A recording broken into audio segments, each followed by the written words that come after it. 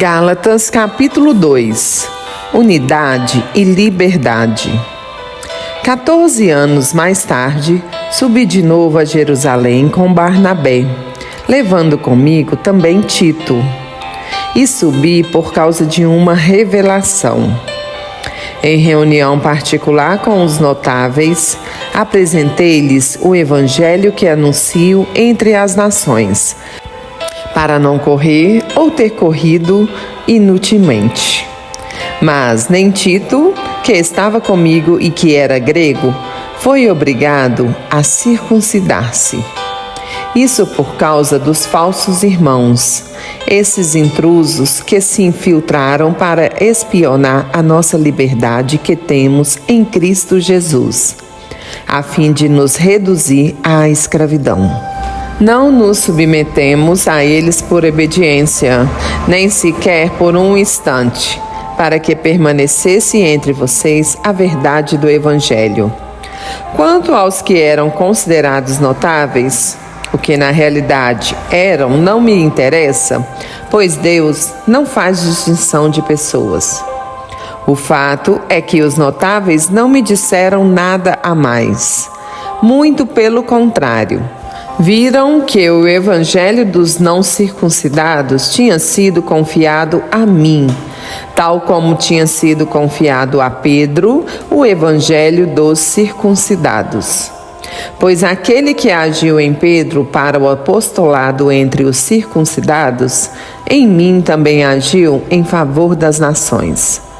E reconhecendo a graça que me fora concedida, Tiago, Cefas e João, os notáveis considerados como colunas, estenderam a mão para mim e para Barnabé, em sinal de comunhão.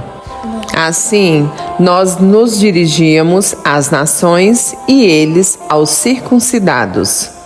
Apenas recomendaram que nos lembrássemos dos pobres, o que, aliás, eu mesmo propusera fazer com todo o cuidado. O perigo do fingimento. Entretanto, quando Cefas chegou a Antioquia, eu o enfrentei abertamente, porque ele merecia repreensão. De fato, antes de chegarem alguns da parte de Tiago, ele comia com os gentios.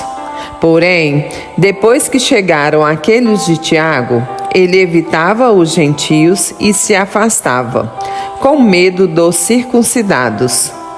E outros judeus caíram no mesmo fingimento de Cefas, a tal ponto que até mesmo Barnabé se deixou levar pelo fingimento deles. Quando, porém, vi que não agiam corretamente segundo a verdade do Evangelho, então eu disse a Cefa diante de todos: se você é judeu e vive como os gentios, e não como os judeus, como pode obrigar os gentios a viver como os judeus? É a fé que salva. Nós somos judeus de nascimento e não gentios pecadores. No entanto, sabemos que o homem não é justificado pelas obras da lei, mas pela fé em Jesus Cristo. E nós cremos em Cristo Jesus, para sermos justificados pela fé em Cristo e não pelas obras da lei. Porque pelas obras da lei ninguém será justificado. E buscando ser justificados em Cristo, se descobrimos que também nós somos pecadores, não seria então Cristo um ministro do pecado? De jeito nenhum.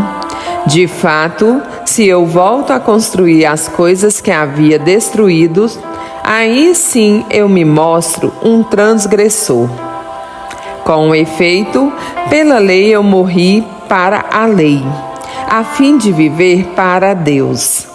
Estou crucificado com Cristo, e já não sou eu que vivo, é Cristo que vive em mim.